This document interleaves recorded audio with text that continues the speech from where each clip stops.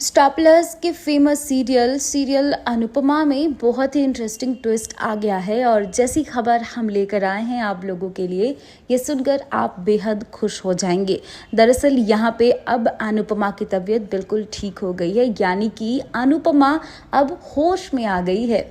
और यहाँ पे दरअसल अनुज जाता है अनुपमा के पास और अनुपमा उससे क्या वादा करती है ये हम आपको बताएंगे। लेकिन उससे पहले अगर आपने हमारे चैनल को सब्सक्राइब नहीं किया है तो प्लीज़ सब्सक्राइब कर ले। तो चलिए आपको बताते हैं कि होश आने के बाद सीधे अनुज अनुपमा के पास जाता है और अनुपमा का हाथ पकड़कर कहता है कि तुम मुझसे एक वादा करो कि तुम मुझे कभी छोड़कर नहीं जाओगी। अब यहाँ पे अनुपमा अनुज से वादा करती है कि हम तीनों यानी कि मैं, छोटी और आप हमेशा एक साथ रहेंगे, कभी भी एक दूसरे का साथ नहीं छोड़ेंगे। हम लाइफ में एक दूसरे का सपोर्ट सिस्टम बनकर रहेंगे और हर कदम पे एक दूसरे का साथ देंगे और हमेशा हम लोग साथ रहेंगे, चाहे सिचुएशन कैसा भी हो।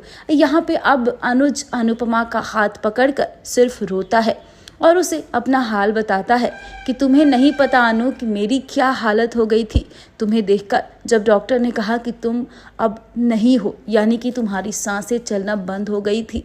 उसके बाद तुमको नहीं पता कि मेरी हालत क्या हो गई थी। यहाँ पे अनुपमा कहती है कि आप ही तो मुझे खींच कर लाए हैं यमराज के द्वार से, यानी कि मौत के मुंह से। जिस तरीके से आप जब गेट नॉक करने लगे और आपकी आवाज़ मेरे कानों में आई तब मेरी सांसें चलने लगी।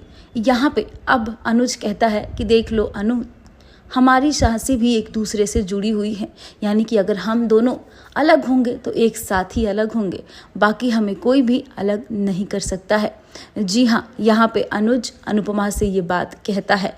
लेकिन फिलहाल अब अनुपमा को होश आ गया है। शाह परिवार और आशा भवन में सारे लोगों ने राहत की सांस ली है, क्योंकि जिस तरीके से बा बैठी थी आराधना करने और भगवान कृष्ण का जलाभिषेक कर रही थी, वैसे ही सारे लोग भगवान भगवान कर रहे थे, परेशान थे।